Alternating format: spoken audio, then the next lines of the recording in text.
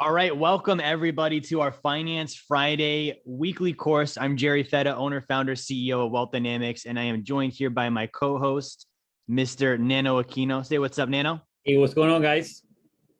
So we've got a good topic tonight, and I'm going to have Nano kind of introduce, what we're going to cover tonight. But it's 4th of July weekend. We're talking about freedom, and there's a lot of freedoms that people, they talk about, they vote for, they even riot for. Nano, what's one of the number one freedoms that you see that people are actually missing and that we're going to address tonight? Yeah, for sure. Like the idea of, debt, like being consumer debt free, right? Like sometimes that can be missed as a major milestone, or perhaps having some justifications around what is and what is not a consumer debt, right? Almost to the point that a person may have this false idea or false belief that sometimes I ask a person, hey, how much do you have in consumer debt? And they'll give me a number. And then, for example, say, hey, I have, this X amount of dollars in consumer debt. And then I have 20,000 or 30,000 in student loans, as if they're not necessarily considering that part of that being the debt, right? Consumer debt, some kind of justification around, right? And once that's actually, which we're going to dive in here, like the definition of the word freedom and debt and slavery and all of that, it's going to start making more sense to what those actually are. Absolutely. So with consumer debt, this is something that I've struggled with. I know Nano has struggled with. Almost everyone I've talked to, I've not met a person yet that never had debt, right? Like everyone I've talked to, they had at some point, they got in, credit cards, car loans, student loans, lines of credit, whatever it might be. And so, we're going to talk today about how to get out of debt. Now, with this, before we dive into it, there's a couple of points that we go over every week. So the first one is you have to realize that this is a topic that you can understand. You can learn about it, right? It's not too complicated. That's the myth with finances. People tell me all the time, math, the finances are too hard. And I tell them it's just math and vocabulary, right? Now, the second point is we have to realize that this isn't something we already know. I'm not going to learn something that I already know. So if I think I already know it, I'm going to be shut off to learning anything. And so we have to have the understanding that there's always more to learn. Even if I'm somebody that doesn't have debt and I'm watching this, there's still something I can learn tonight. We're going to go into some banking concepts that you can pick up and apply to your own life in this area of debt. Okay. Now we talk about the purpose. Nano, do you want to just hit really quick with people, like why it's important to have a purpose and what they can do right now real quick to have that?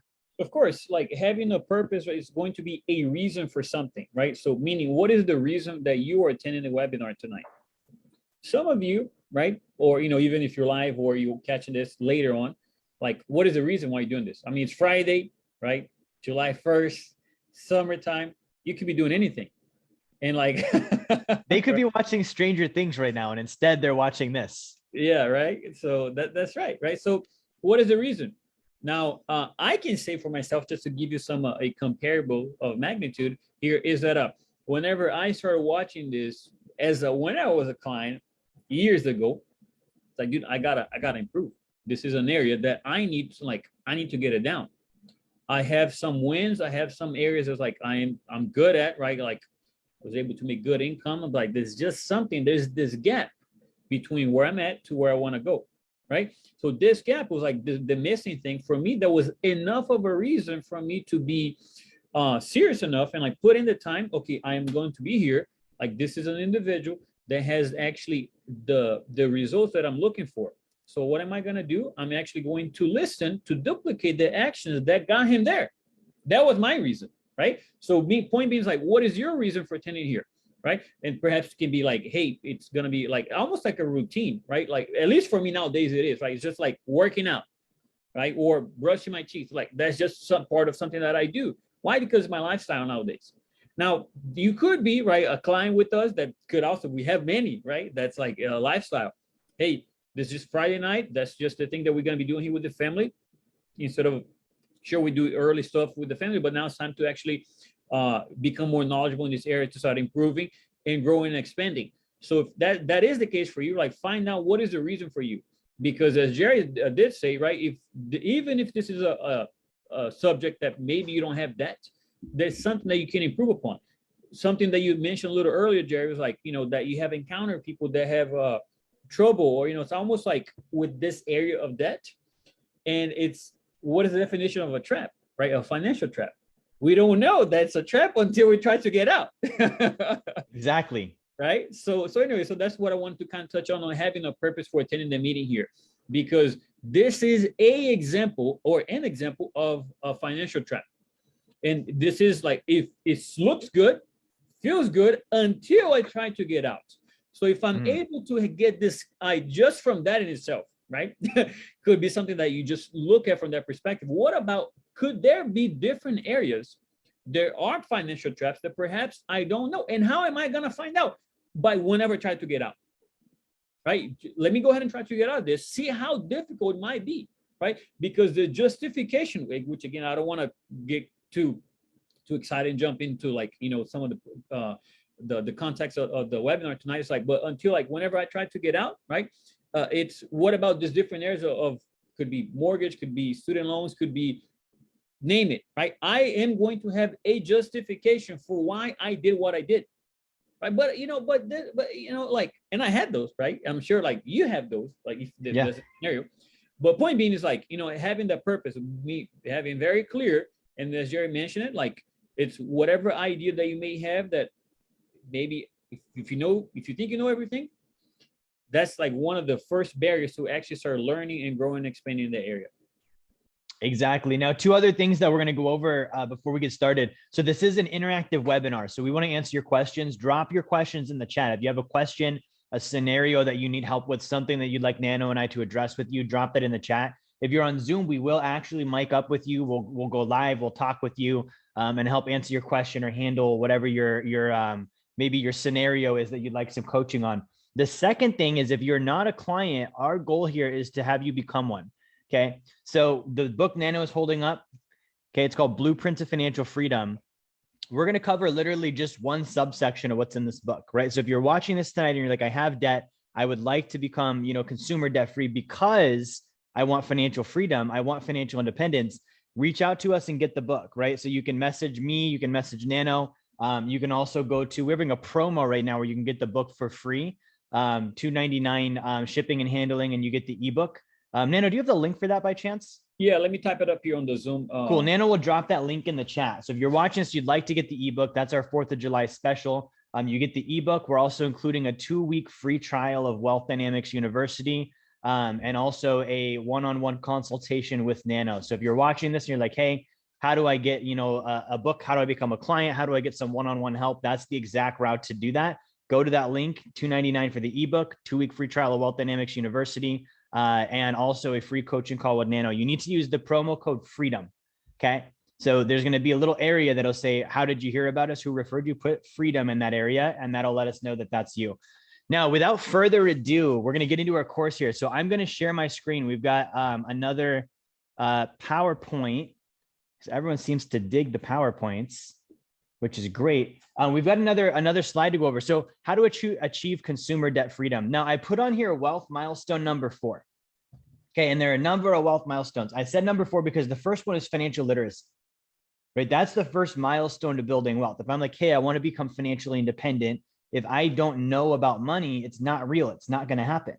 Okay. The second milestone is that I need to be earning more than I spend. If I don't earn more than I spend, I don't have anything to build wealth with.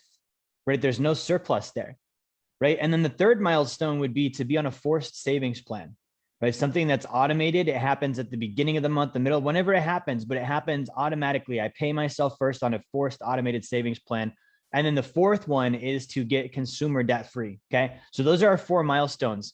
Now, Nano is big on definitions. I am too. Nano, do you want to dive into like, what is freedom? What are some of the definitions you see here? What do you think when you look at this? Yeah, for sure. So freedom, there's a few, right? So it's like right here, it will be the freedom, be the quality or state of being free, such as the absence of necessity, coercion, or constraint in choice or action. So let's just like even put it into the application, this little portion right here, right? So it's going to be the quality or state of being free. So like meaning the state that I'm actually being, like that I'm acting, that I have freedom. That means I do not have the necessity, or I'm not going to be have the constraint, like what can I do or not do in regards to something, which also implies the question, if I'm not free, what am I? Ooh. right? Because if I don't have the freedom, meaning if I do not have constraints in the choice of action that I am going to be doing, what is my state of being? To a degree or another, right? We're going to have degrees, right? Whenever we talk about freedom here and like the blueprint, as Jerry talking about the phase number 4, step number 4, milestone number 4, it is because it is going to be gradients scales that we're going to be improving little by little. We're not gonna go from today, let me go be financially free from here to having passive income greater than saving expenses and taxes if I don't have the knowledge, if I don't have the habits, if I don't have all of that, right? But let's go to the second definition here. It is going to be the liberation from slavery or restraint or from power of another. So think about this, right? Now let's maintain the subject of being of debt. So that means if I have a liberation from slavery, so which implies that the question that I was asking a little earlier, if I'm not free, what am I? To a degree or another, I am going to be what? In slavery or bondage to the thing that I am being restrained from. If it is that means I am going to be have that power, that power that's going to be imposing upon me. The following definition here, it is the quality or state of being exempt or released, usually from something onerous, freedom from care. So that means to the degree that I have this level of freedom, I am going to be experiencing what? A quality or a state of being exempt, released, right? It's almost like, hey, I'm going to be really when I hear that, be released from prison or released from, there's a new book or new movie is going to be released, put it out there, right? And the following definition is going to be unrestricted use that gave him the freedom of their home. Following definition is ease, facility, spoke the language with freedom. I don't want to kind of dive in too much because I know there's a lot of content, and I also want to make sure that we really dive into the action plan, towards the end of the call as well. Yeah, and that's so with this, like I love these definitions, but when we look at this, liberation from slavery, that was one of the definitions of freedom. If you look back historically, one of the number one ways that slavery is enforced on people is through illiteracy. When people don't know things, they're prone to being trapped. They're prone to being taken advantage of. They're prone to being enslaved. If you get really deep, we're gonna dive into some stuff today, but you get really deep on the debt. There are banking groups that enslave like countries with debt, right? They will lend them money and they will collateralize it with the natural resources of that country. So this is happening on a global level with countries. You can sure as hell bet your car payment is the same thing. Your credit card is the same thing. It's just on a smaller level. Right now, the other definition here is what is debt, right? So we've got a few definitions. The first one, just something owed, right? If you owe something, it's a debt, right? So something owed, if I owe it, it's a debt. Another one is a state of being under obligation, right? So this would be opposite of freedom, right? Neno just said freedom from obligation, being released, not having to care, not having to do something. So this saying state of being under obligation. So just in that stance, debt and freedom don't go together, right? If I have an obligation, that's a lessening degree of my freedom. That's a lessening gradient of my freedom. So if I have an obligation to pay or repay someone or something in return for something received, that would be debt.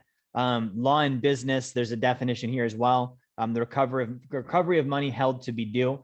And then there's the biblical definition, a sin or a trespass, right?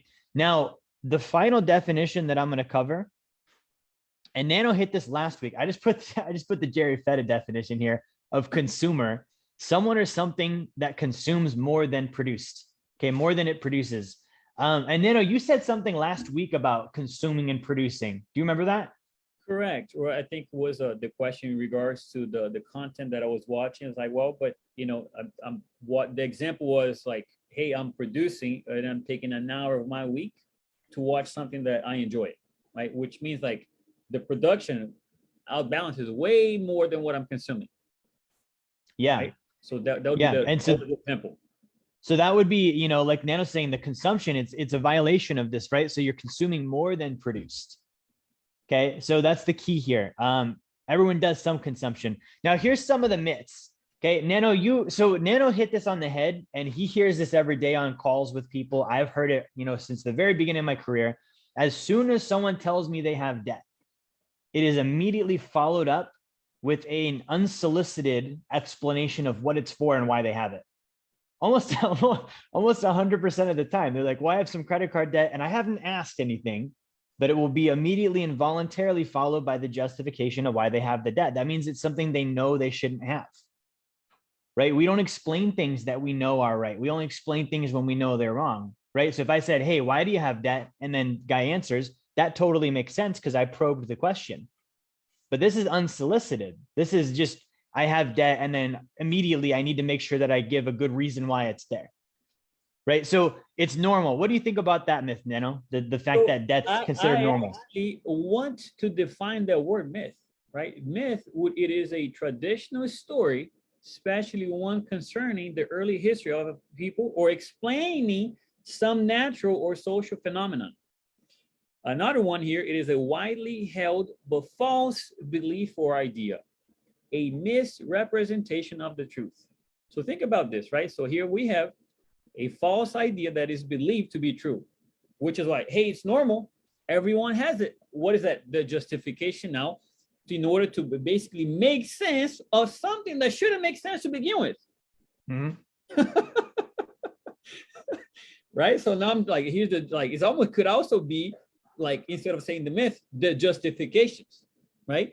Okay, good. It is normal. Everyone has debt.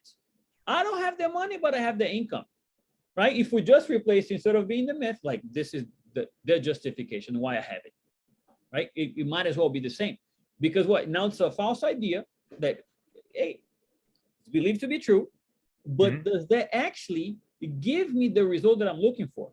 Which it's a is fairy what? tale. Say that again. It's a fairy tale. It's the tooth fairy and the Easter bunny and the boogeyman. Exactly. Which the thing, right, that we're aiming for, it is what? Freedom. That is the thing that we're aiming for.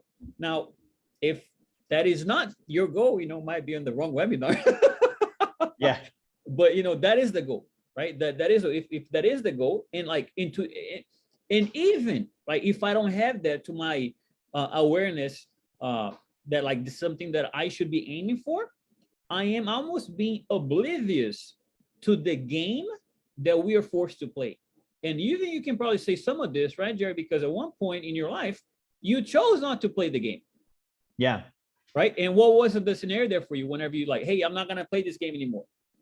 For me, first, it was poverty.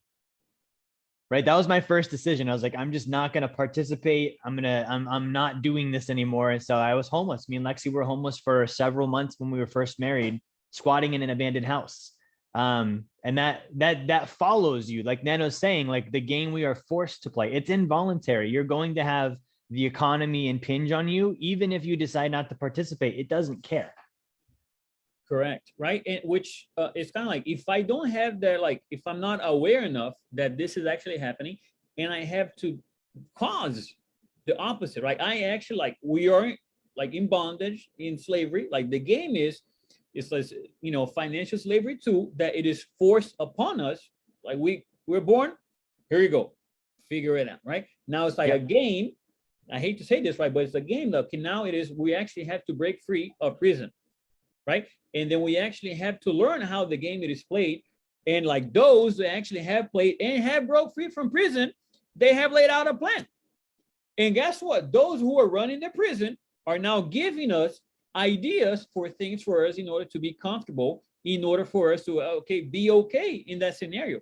Because as long as we are oblivious or like unaware that we're actually in a trap, right? Until we try to get out, it's like, okay, this is a problem now, right? So to continue here with the myth or justification, right? As long as I can afford the payment, okay? That's another myth, right? And you may have encountered this with dealing with clients, right, Jerry? Or even like on your personal life at one point, probably not anymore, but it's like, okay, I can afford the payment until I can, like, something happens. Right. Because I don't have enough savings, or I don't make enough income. I'm just barely, getting by. The other thing here is interest rate is low, so why not? I hear that often. And other people's money, other Other people's money is how wealth is built, and there's good debt and bad debt. So the facts behind these, so if those are the myths, those are the justifications. Here's the fact, right? So the first one is normal. Normal is paycheck to paycheck, right? Anytime I'm looking at and using, oh, it's normal, everyone's doing it, automatically it means I shouldn't be, right? If everyone is using debt, that means I shouldn't be. If everyone has a car payment, that means I shouldn't be. Everybody is 80% of people are paycheck to paycheck, right? 60% of them have less than $1,000 in the bank. The majority of retirement accounts have less than 70 grand in them. The majority of retirees are going to run out of money 10 years after retiring. I don't want to be normal. I don't want to be like everyone, right? I don't want to be in financial slavery. Like Nano used the prison analogy, right? I love the movie Shawshank Redemption. Awesome movie. And in that movie, there are inmates that are like, don't do it. Like, don't break out. It's too risky. You've got a good thing going, you know, and they're going to come up with their reason why the prison is safer than breaking out. Oh, you might get shot. And at the end of the movie, the two guys that break out, you know, they end up in a Caribbean paradise, right? And so it's you've got to look at this and be like, okay, if everyone's normal and this is what everyone's doing, what if everyone is an inmate? And I don't want to be another inmate. That's the whole goal of this, is to not be an inmate. So I can't do what the other inmates are doing. I can't spend my time goofing off in the yard, right? Like I have to figure out, how do I get out? If you spend your income on debt, you'll never have money. That's my answer to, you know, my income is high enough, I can afford it, I just have the money. The reason that I don't have the money, for me, this was the reason, was because I spent it on other things. So because I was getting more debt, I was actually securing the fact that in the future I wouldn't have money. Okay, debt is a backlog of income. It means that I've spent income that I don't have, which means I've now obligated future income that I haven't earned yet. That's what debt actually is. Okay, the definition of afford should be after you've paid yourself. I can't say I can afford something if I haven't paid myself. If I haven't put money in my sacred account, I can't afford it, right? I should be paying myself first, and then everything else is the consideration afterwards. Interest is a red herring. So this thing about the interest rates low, we're going to dive into the interest rate myth tonight. I'm going to help you guys break this once and for all. Banks don't care about interest. They care about money. Okay, they report their P&L with dollar signs, not percentages. Interest is a mathematical factor that is created to A, act as a red herring to fool us, and B, to lengthen the amortization period of the time that you're giving them your income so that they make more profit for a longer period of time. That's what interest does. Okay. Wealth is built by assets and passive income that you actually own or control, right? So not other people's money. You want either ownership or control over it. And then debt can't be good or bad, right? Debt's amoral. Debt doesn't make decisions. Debt doesn't do things. It is just a tool that we use. So there's no such thing as good debt and bad debt. Right now, here's some examples of consumer debt. We're going to hit these really quick because I think everyone knows these. We've got credit cards, we've got car loans, we've got personal loans. As Nano said, yes, you have student loans, and those are consumer debt. Not only that, that's one of the hardest kinds of debt to ever get rid of, aside from just paying it off. Lines of credit, and obviously consumer financing. Consumer financing is you go to the online cart and it's like, hey, you could do 12 payments of yada, yada, yada instead of paying for it now. That's consumer financing. Or you go to the furniture store and they're like, hey, we know that you can't pay $4 grand for this couch. Instead, you can go to $200 a month for the next 4 years, right? So that's what consumer financing is. These are all examples of consumer debt. Now, if you look at this, and Nano knows this, but all of these, what are these the majority of the time used to purchase, Nano?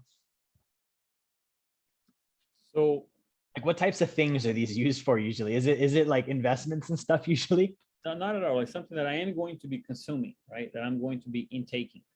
And like, for example, you take a look at it, like if I'm going to be using debt that it is not going to help me generate income, that's a consumption. Now, I'm not saying don't consume anything, but in order for me to go into debt because I am consuming more than what I'm producing, that's a problem, right? Obviously, we need to we need to buy a shirt, right? We need to buy a laptop. We need to, to do different things like buy a car and like, sure. But what if just the order, right? It is reverse. Instead of like having a loan to an institution that doesn't have my best interest in mind, right? So it would be like more of a consumption standpoint versus something that is actually producing me money. That's what I see. Yeah. And to put this in perspective, like when I look at debt, if I have a great amount of debt, we could use net worth as this comparison. If I have a great amount of debt where my assets exceed, or I'm sorry, my liabilities exceed my assets, it is the financial equivalent of being obese, right? It does mean I consumed more than I produced. I took in more calories than I burned. This is the only way you get obese, is you take in more calories than you burn. So if I want to flip that, it means that I have to produce more than I consume. It doesn't mean I never consume, right? Like Nano said, like if I go to the gym, it doesn't mean I also stop eating. Like I'm not going to fast and never eat calories and work out. That's how you die, right? But it means that I look at, okay, what am I bringing in? What am I putting out? And I make sure that I'm always burning more than I'm consuming, or I'm always producing more than I'm spending or borrowing. Okay, now here's a couple of examples here. And then the next thing I want to go over with you guys is the interest rate myth. Okay. So Nano, this is one that you're all too familiar with as well. What do you usually hear from people when they're justifying like their car was cheap or their interest rate? Yeah, and it stems from being, I hate to use the word, but illiterate, right? Like, ignorant, meaning like I don't have the knowledge in the area. So like, hey, it's okay because it's very low interest. It's okay because it's not my money. I'd rather keep my money. It's like, it's almost like it's okay because, right? The justification on the versus like understanding, hey, totally, right? But if I have this that I'm paying the bank at 1%, 2%, right? Like this money, I'll never see it again. Mm-hmm. Once I pay this off, right? It's almost having this disconnect, right? That if I'm actually doing this, and it's like, you may be 1%, maybe it's 0%. But the bottom line is, once I pay the debt, I'll never see this money again. And this is where I see the disconnect, that people don't actually see it, because it's like, what if there's a different way that I'm able to put this inside of a place that earns me interest? I take it out to then handle the debt. Meanwhile, this continues to grow. So there's this disconnect, right? And it's almost like, again, a financial trap. Like, I don't know it is a trap, right? I could actually be the example that you gave of the movie, that, right, the Shawshank Redemption. Like, hey, it's okay, right? It's, what are you doing? Like the example, the guy on the movie was, he had one of the best quote unquote positions in prison, right? Because he was like doing like some light work, or working at the library or something. He was the accountant. He was the bookkeeper. Exactly, right? And it's almost like, hey, it's low interest. I'm like, hey, but you're missing the fact that like this will be gone once you pay it off, and there's a better alternative. Like, so there'll be like the definition of a trap as well. So anyway, so that's what I see when I talk to people from time to time, and it's so much of a confront that even like if they have not seen enough data, it's almost too much for them to realize that's like a lie they're holding on to. Right? So it's like, I just acknowledge the communication, and then, you know what? We're gonna go on a grading here until the person is able to have enough information for them to see, oh, this doesn't make sense. Because whenever I present the data, they're going to defense mode. Why? Because now that means I have been wrong for however old I am, right? For my entire life. Because that's the data we have been fed. Now, if that's the data that we have been fed, where's the data coming from? Most likely, so here's a better question. Who is giving you that loan at that rate? Right? And what do they have? What is the reason, the interest that they have it in mind to be giving you that money, which is something that Jared's going to cover here later on today, right? They're after the income. What this is the red herring here, like the interest, right? So anyway, so that's all I'm going to say on this one here, Jared. Totally. And the thing that I want to point out here, guys, is like Nano said, let's say it's low interest. So this is a scale, right? So we have the scale here, the 0% marker. This is the midpoint.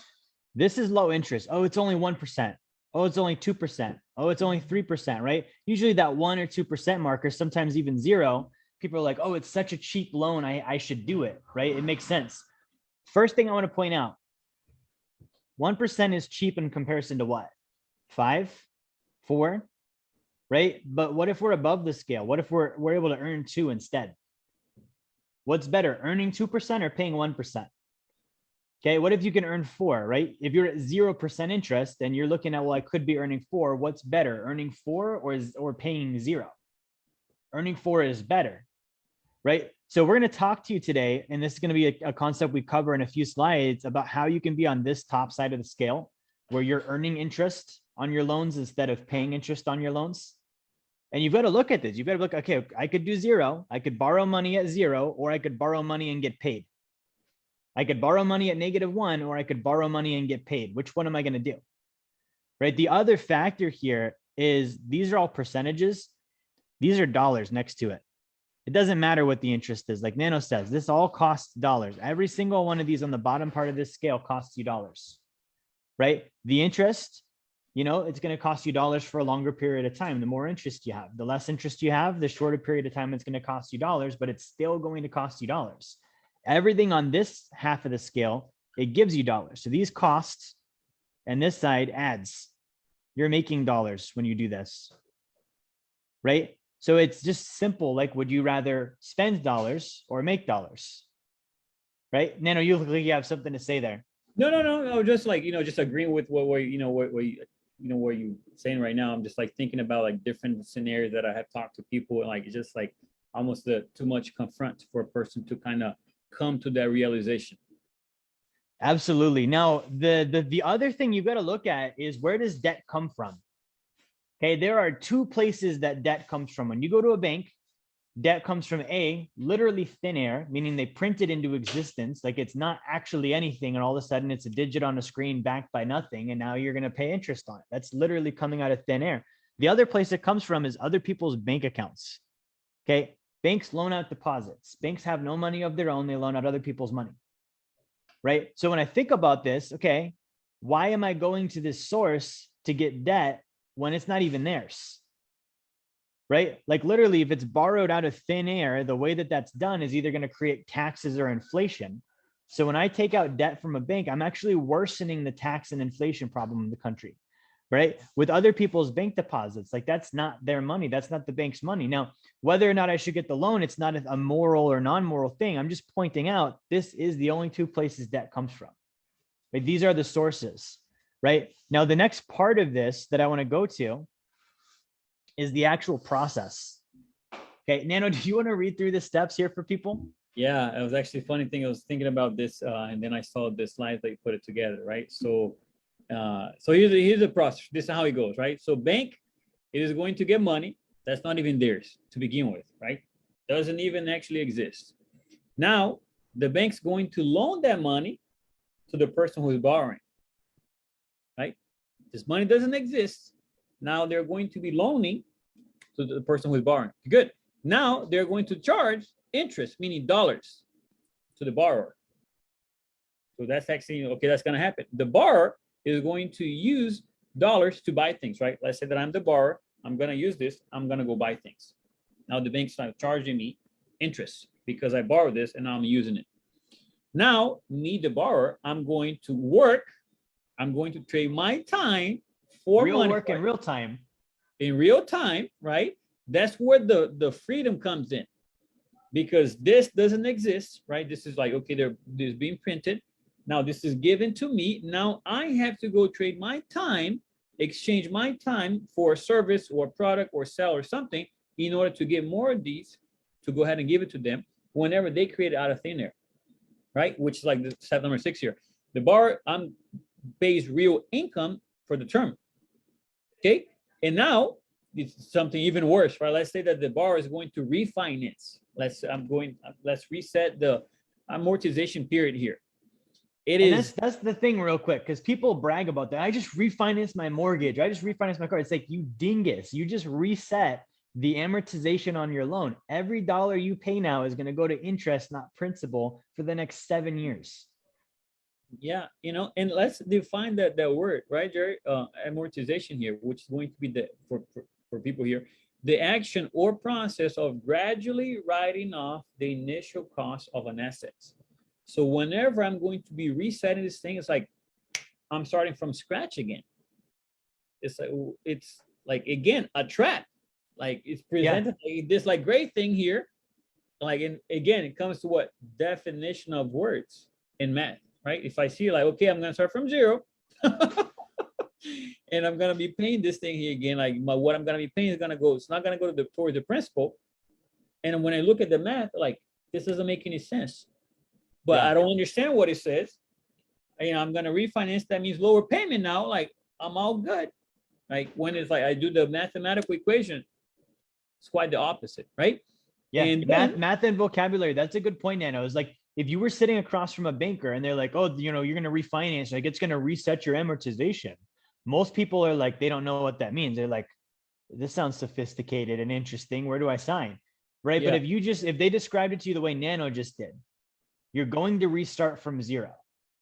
All of your dollars are going to go toward interest, not principal. You wouldn't do it. You'd be like, "That sounds like a terrible idea. Why would I refinance?"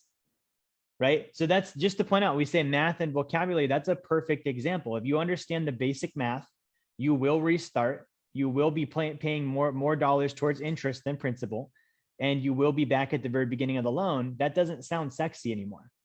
correct, right? And this is the thing, right? That you can even catch people like regurgitating, repeating things that they have heard. They may not even fully like have like the full picture. Like, okay, this is actually what's happening. Let me explain this. Like I was explaining to a kid, like, okay, what's actually happening here? Okay, we're resetting this whole thing.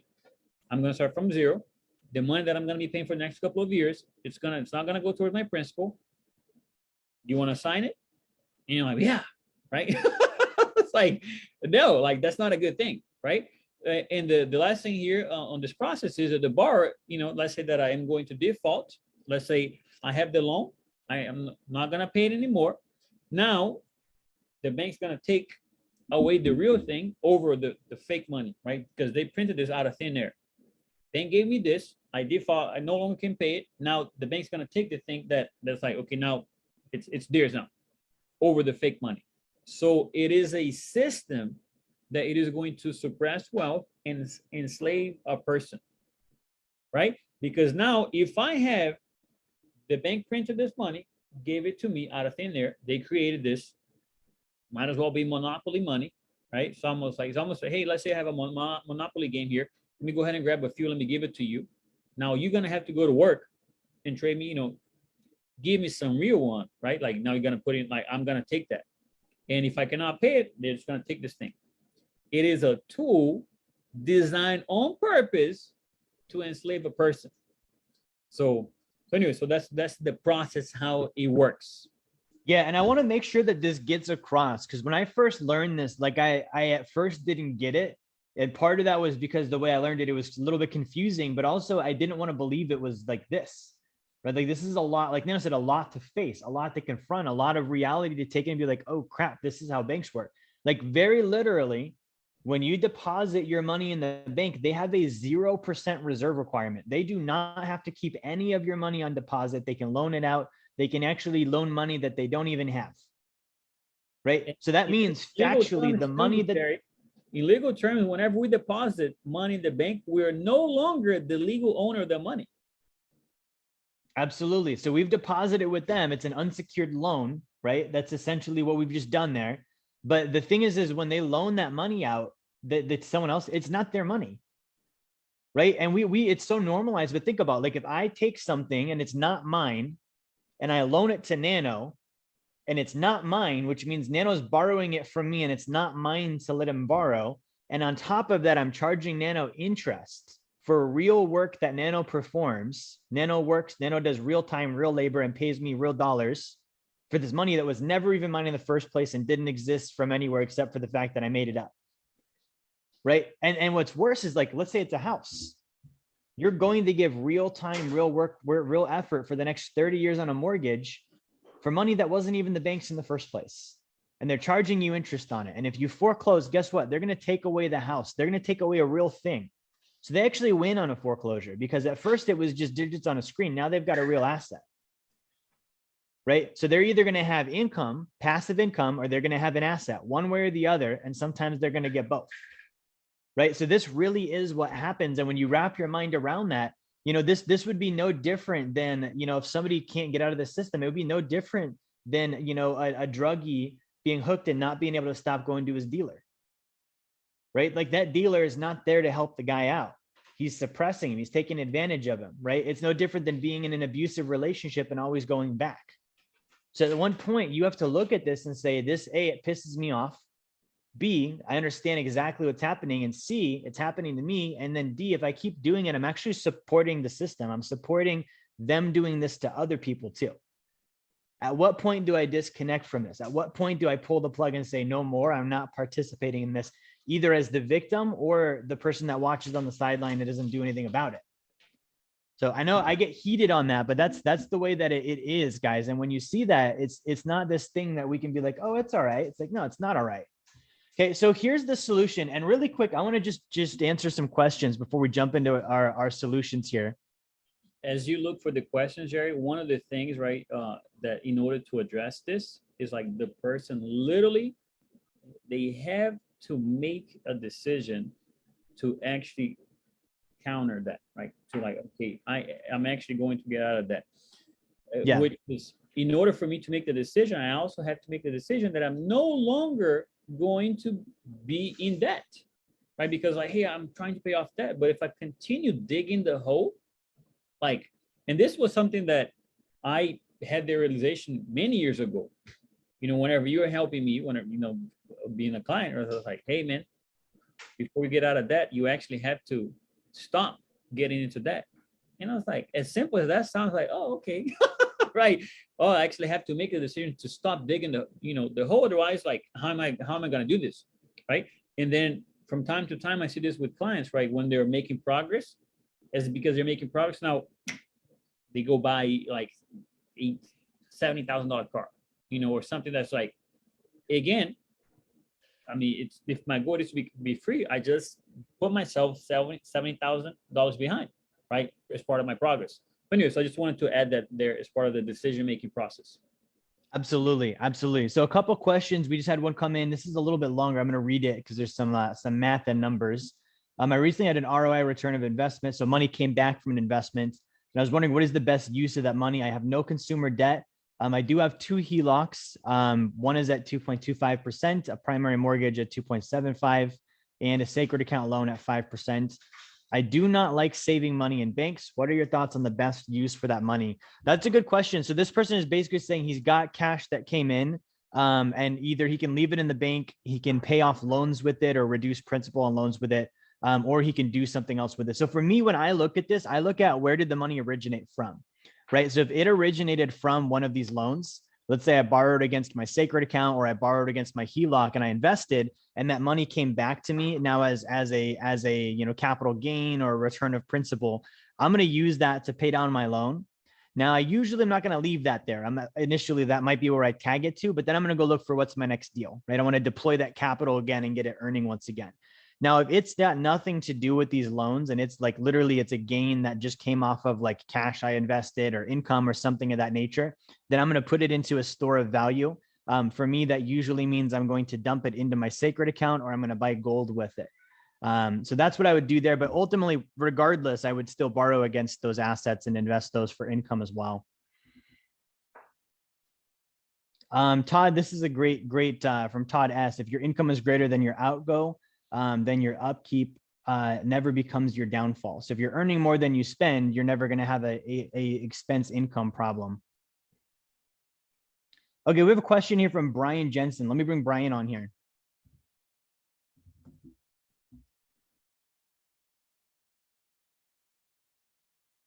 All right, so we should be live here with Brian in a second.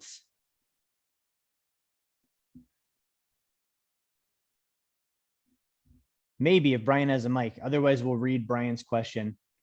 Brian, I'm going to see if you can unmute here. If not, we'll just read your question off the old school way. Okay, good. So I'll go ahead and read Brian's question. So he asks, so why not instead do a home equity line of credit, a first position home equity line of credit ASAP instead of wasting money for 7 years? So I think he's asking about, you know, why would I do a conventional mortgage instead? So here's what we teach. We have phases, right? So it's called the Blueprint to Financial Freedom. The home equity line of credit, this is something we do on phase 2, right? So until someone's on phase 2, we wouldn't recommend doing a home equity line of credit for a number of reasons. Number one is they could be financially illiterate, right? The difference between, you know, being a skilled firearm expert and being a murderer and unintentionally is education, right? Like if I don't know how to use something, it doesn't matter how cool of a tool it is. It doesn't mean that it can't injure me, right? It doesn't mean that I can't do harm with it, right? So that would be the first thing. The second thing would be, intentions too, go ahead, Jared. Nano. Or even if I think I have good intention and I don't know how to use it, that could be a problem, regardless of my intentions. Yeah, even if I didn't mean to. Yeah, stuff happens, right? So I have to have the financial literacy. The other thing is on a HELOC, it literally is interest only. So on an amortized mortgage, at least you are getting some principal reduction, right? At least you are paying down some principal. It's not very much, but on a HELOC, it literally is interest only. So when you're ready to do a HELOC, the only time you would do this is when you're ready, you have enough equity, you're ready to borrow against the house and invest that for passive income, right? Otherwise, what's going to happen is if I switch it to a HELOC, sure, my payment drops, but that's interest only. And now I just have, interest only payment on a house. And the only game there is if the house appreciates, I try and refinance out in 10 years later. So, right. So the idea with the HELOC is we want to have a house that's got at least $50,000 in available equity, right? We're going to borrow against that equity and we're going to put that into a deal that pays us income. And that income is now going to service the loan. And we no longer have a mortgage payment. So I have passive income. My housing payment literally is gone. It's taken care of by the income from this investment. And then I've still got the house appreciating and all the other benefits there. So that's why we do that at that point. Okay, we have a question here from Doug. Let me bring Doug on. All right, Doug, we're going to see if we can unmic you here. I think we're live here with Doug. How are you tonight, Doug? Buenas noches. Hey, good to talk to you. What's your question? Well, I was just wondering. I mean, I had a question there because I suppose if somebody's just brand new in this and they're just starting out, it depends on, if you're a multi-millionaire, could you just buy in and all of a sudden you're just set for life? Or if you're, digging ditches and you're only making $5 an hour, it might take you 10 years or 3 years or 1 year. Or how long would it take with different individuals and different, like I put in there, the objective with PI is greater than S plus E equals T. And of course, that was your definition of financial independence. But if your savings was $1 a month and your expenses were 50 cents a month and your taxes were $500, you'd only have $501.50. And so it's kind of interesting, and it depends on if you're individual one with deep consumer debt, a guy just got out of high school flipping burgers, or if you're 40-year-old and you got a 401k and got about 10 grand. And I mean, I guess there's a whole bunch of different scenarios. But for me, I'm just wondering, I'm digging into it. There's 100 different companies that do the same thing you guys do. You got to say, well, am I going to go with these guys or am I going to go with those guys? I don't really know what the question is, but just what would a scenario be of a guy brand new? How fast could he really kind of get cranking along in this thing? Yeah, totally. So basically what Doug is asking is like, what's the timeline, right? And he hit some good points. It depends greatly on your income. We tell everyone your income is the accelerator. That is your gas pedal. So if you want to get done faster and get financially independent faster, you actually need to earn more active income at a greater rate, right? And so that can be, and the income is something that we 100% control. An individual's income is not dependent on outside factors. See, that's another myth. That's another thing, like Nano said, it's a falsehood that we tell ourselves. My income is dependent on my value. What kind of value can I bring? And if I can bring more value, I can increase my income. Right now, that might mean I have to change my job or do things a little bit differently, but it's still possible, right? So that would be one thing. The second thing would be, what is my savings rate? We teach the ideal optimal rate you should try and get to is saving 40% of your gross income.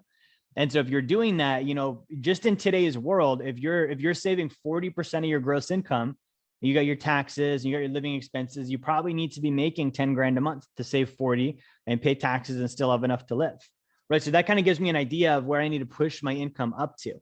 Right now, if I'm not saving 40%, it's going to take longer. It's going to be a longer, prolonged race because I don't have as much of that going aside to invest. So it does greatly depend on that. We've seen this happen for people in 5 years, 10 years. For some people, it's 20. But here's the thing is for the person not following the blueprints, the answer is never. Right? Like Nano was saying, for the inmate in prison that's never got an escape plan. Nano, what's their timeline on getting out? They don't have one. Life sentence, right? You're in for good. So until you get a plan, then you have a plan. Sure, it's 30, but 30 is better than never. You know, if it's 15 and I'd rather have it be 5, sure, I can increase my income and save more and invest and do all these things, but 15 is better than never, right? So that would be my thought there. Do you have anything to add to that, Nano? Yeah, for sure. Even if I don't accomplish this fully, I am going to be experiencing a greater level of financial freedom along the way, right? Because that's like, sure, that's the pinnacle of the thing that we're trying to accomplish. What about if I just finance my car using my sacred account, right? What about if I have my HELOC? What about if I have like all these things that I could be doing, just bypassing a bank? I may not have like 10,000 a month passive income, but I am going to be experiencing some level of a greater financial freedom along the process here, which let's not overlook that. That is something to be like to be celebrated. Like that's a win, right? So sure, we want to continue getting to the finish line, but having that in place, it is better than no plan and not doing anything at all. Yeah. Yeah, exactly. We have one more question that just came in. Let me pull this one up here. So this is from Sandra. So Sandra, connect with Nano on this. Send Sandra a DM on this. Just because this is something we can help with. Had to quit second job, but currently looking for another one. Income is 2,200, but debt is 2,700 a month. What my need is great. What do you suggest? My debt is 170,000. So Sandra, we do have a program that can help greatly with the debt and help you reduce that and manage that. But you're on the right track. Get the second job or increase the income at the first job, right? We've got to have the income greater than outgo. Otherwise, like Todd had said in the other comments, then your upkeep does become your downfall if your outgo is greater than your income, right? So second job, I would definitely go for that, or I would definitely increase the income at the first job so that you're making more than that. Ideally, if you're netting, if your debt payment alone is $2,700 a month, you probably need to be making double, maybe even 2.5 or 3 times that for living costs, food, transportation, etc., plus debt payments and taxes and stuff too. So Nano's going to connect with you in the comments, and we have a program that probably can help you with this. Okay, good. So let me jump into our next part here as Nano is connecting with Sandra there. And guys, again, if you're watching this and you're like, okay, how do I get help? Right? What do I do now? This makes sense. Like this is something that I know I need. Reach out to us, right? The link is in the chat. If you want to get the book, Blueprint to Financial Freedom, you can get the book, $2.99 for the ebook, 2-week free trial of Wealth Dynamics, and also a free consultation with Nano. Someone did ask if they could get the hard copy. You can get the hard copy. We'll cover the cost of the book. You do shipping and handling. So it's $9.99 plus it's 2 weeks of Wealth Dynamics you for free, and you still get that free consultation with Nano as well. Okay, good. So here's what I want to go over next, guys. Becoming your own bank. This is a solution, right? This is the solution to what we've been talking about tonight, right? So if I'm looking at this with a bank, there are usually 4 groups. We have depositors, people that put money in the bank. We have borrowers, people that borrow money from the bank. We have bankers, and then we have the shareholders that own the bank, right? So these guys put money in the bank because why? They earn interest and it keeps their money, quote unquote, safe. Not doing really a great job of either of those, but most people are in this first category. They've put money in a bank before. Borrowers, they borrow money from banks. And it's really just the deposits that they're borrowing. They're borrowing. You think about it, if you've got $100,000 deposited and you get a $100,000 loan, you kind of did just borrow your own money, right? Like you're borrowing, the bank doesn't have any of their own. That's got to come from depositors. The borrowers, they borrow money from the bank. They usually, they pay interest. They're either purchasing consumer goods. Sometimes they're investing. The bankers, what do? They issue loans. Okay, they issue profitable loans. They take the money from the depositor, they facilitate it to the borrower, and then they make a percentage, right? They're going to make a cut. They're going to make their interest, and that gives them profit dollars. Okay, now what about the shareholders? The shareholders, they earn dividends, right? They earn dividends on the profitability of the bank. So these are the 4 actual groups in a bank. Now, I was always taught I could be a depositor. I knew I could be a borrower. Never thought I could be a banker. Never imagined I could be a shareholder, right? But as it says here on the screen, what if you could be all 4 at the same time, right? This is the solution to getting out of consumer debt for good. Why would I borrow from someone else's bank if I have my own, right? If I own my own gas station, where do you think I'm going to buy my gas from? Nano, if you own your own ice cream shop, where are you buying your ice cream? I might go out of business on that one. Okay, so how do we do this? Nano, do you want to break down for people what we're talking about here? Yeah, for sure. Right. So right now it's first we deposit, like, okay, behaving like a bank, right? So what are they doing? Like we described it to you what banks are doing. Like they're basically creating money out of thin air, and they're loaning, basically earning interest.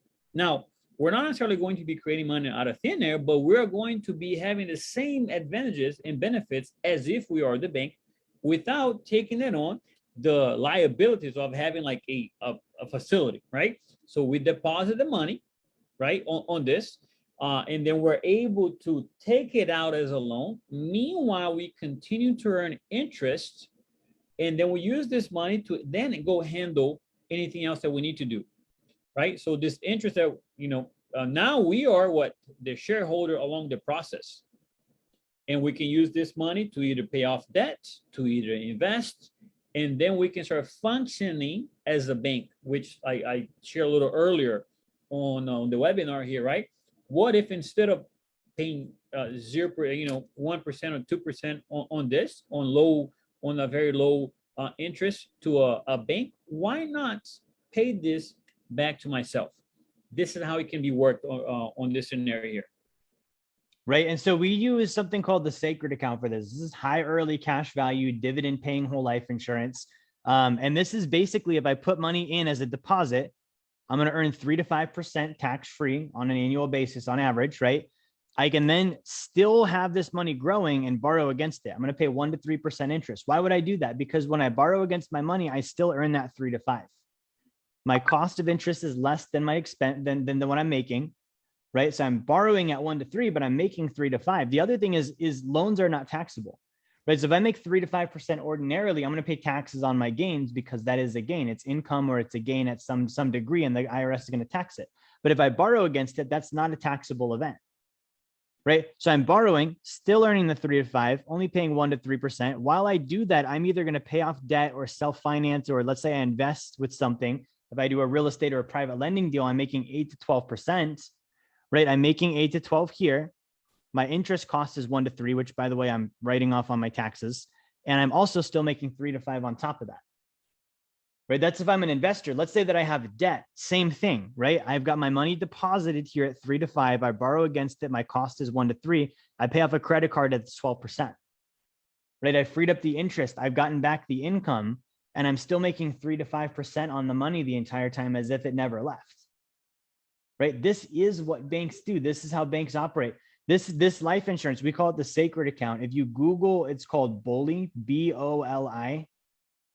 It's actually bank-owned life insurance. The number one owner and purchaser of whole life insurance, banks. So we're using their own strategy. When you deposit money in a bank, a big chunk of those profits that they make on your money goes into life insurance, and they do this exact kind of system with it, right? So this is the banking quadrant, right? This is the concept that we want to go over with you. Now, the process here is a little bit different, right? So we went over the process of how does an actual bank do their system, and it was kind of devious and dishonest. So the first step here, though, is you set up your sacred account. Okay, you get a properly structured, high early cash value, dividend paying whole life insurance policy. Okay, you can talk to Nano about that. Nano, you do hundreds of these with clients. Yeah, there's quite a bit. It's almost such the process that I kind of already know some of the potential objections. Like, even I can read on a person. It's almost like I can see in their demeanor, like with some of the things they're already thinking, just because I have, dealt with so many people by now, right? Like the regular questions, how is this possible? What about this or what about that, right? So it's like, first of all, I gotta have like, okay, is this something that is actually happening, right? Is this actually true? And then when you look at it, the data, right? We have these insurance companies that have been in existence for over 150 plus years, operating this way, not only that, right? It's like they have been paying a dividend for over 150 years in a row to the shareholders. Meaning, like, now if I have this policy, I'm going to be able to do this, but imagine this, like things falling like left and right, recession 2008, the Great Depression, tech bubble, this and that. had I had my money on this, I would have not lost money, I would have made money, right? So this is actually happening, a fact, right? Well, just from a look at that from that perspective. Okay, good. So we do that, and then anyways, this is the kind of data that sharing with people. That's almost like, okay, if that's the case, right? It's a guarantee. It is only good as what? As the guarantor. Look at it. Like I'm literally borrowing money. Let's say that I'm not using this from a bank, right? An institution that does not have my best interest in mind. I'm putting money in a 401k. I'm putting money into a retirement account. I'm using this again like a trap. Why am I doing that to begin with? And when we look at it, like here's the data for something that has been in existence longer than the central bank. Now I got to resist. I'm like trying to help the person now literally break out of prison. Man, like, how about we set a foundation here for you? And they're like, oh, now I'm going to go into all this thinking mode. And I hate to say it, in this way, but the person has to be logical enough to be able to look at this data and have the confront, right? That the opposite is not true, doesn't have the best interest in mind. So bottom line is we can put money inside, a place like this, and we're able to structure in a way that I'm earning, right? Interest, I take it out as a loan, and then I go use it elsewhere to either pay off debt, finance vehicles, or invest. Absolutely. So the steps here, guys, is like when Neno said, setting it up, depositing the income in. This doesn't mean I have to have profitable income over expenses. I'm earning that 3 to 5%. That's going to be a guaranteed interest rate plus a dividend, right? We go back to that banking quadrant. I'm not only the bank, but I'm also the shareholder.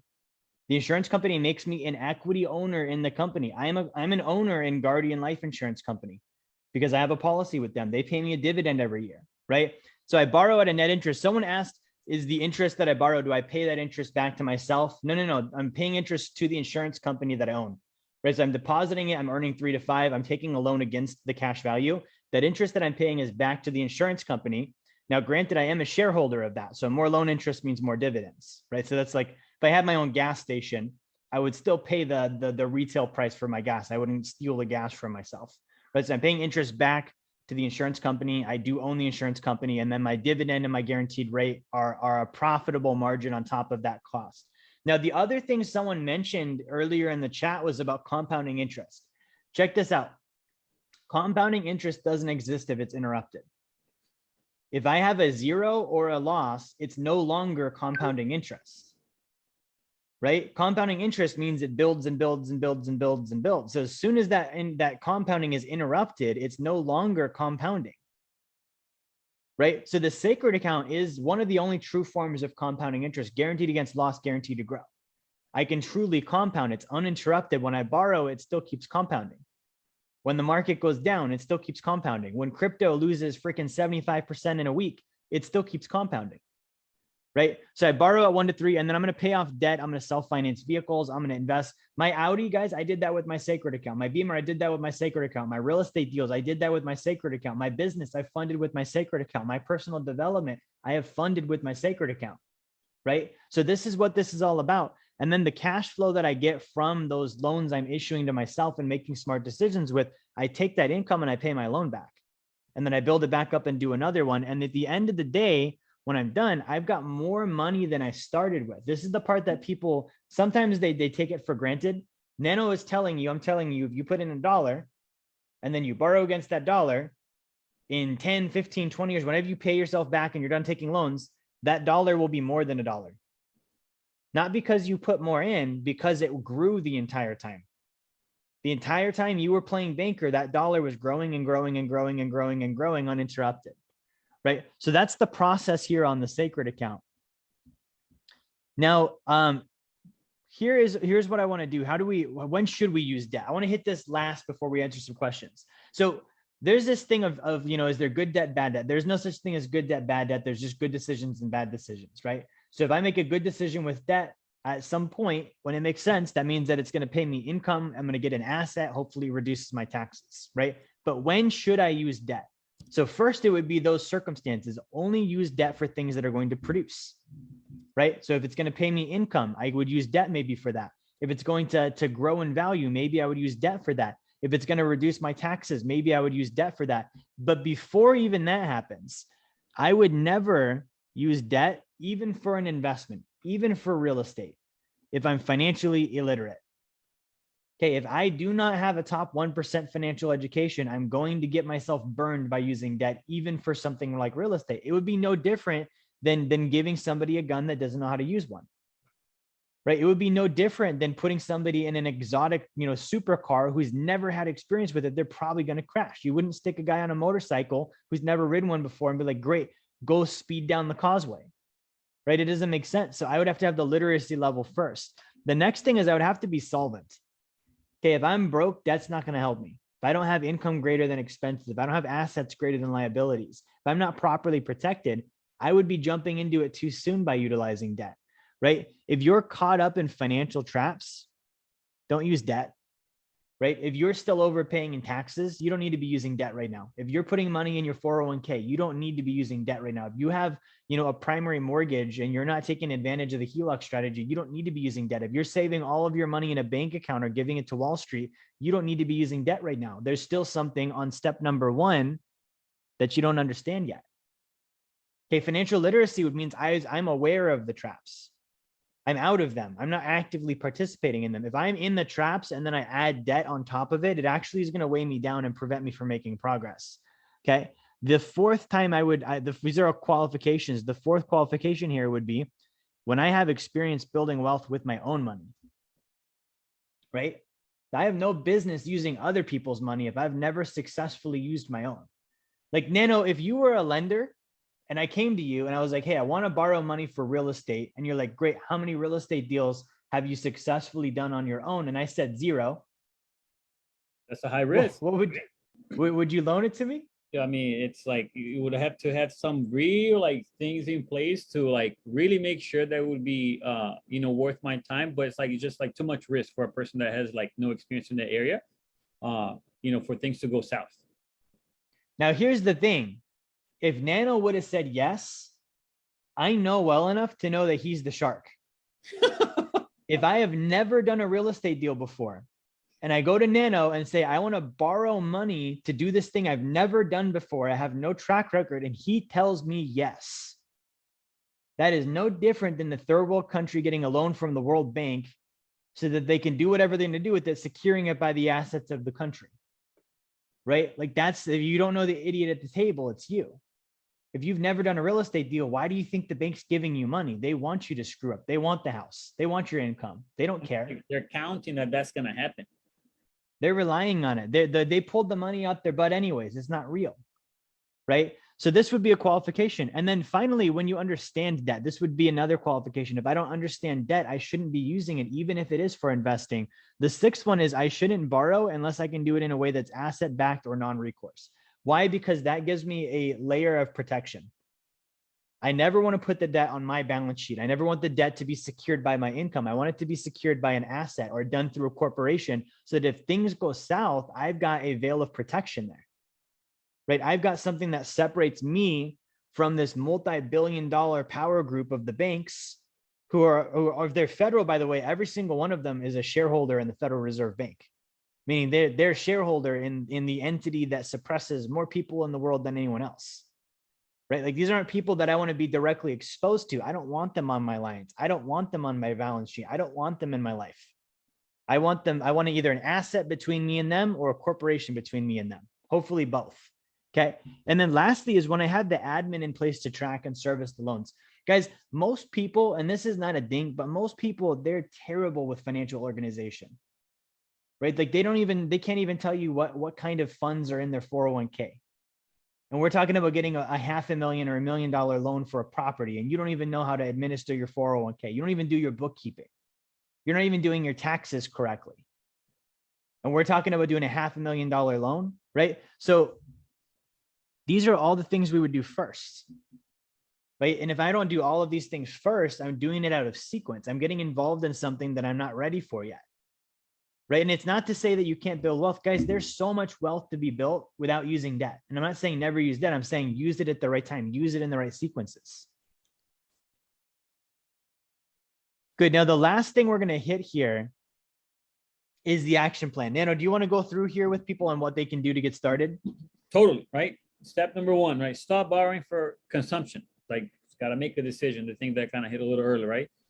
The second thing is get financially literate, meaning I got to understand like what I'm doing. Like, okay, if I don't know, like I am going, as Jerry said, like if I don't know who the idiot is, like in the table, it's like, it's probably me, right? So it's not a good position to be in.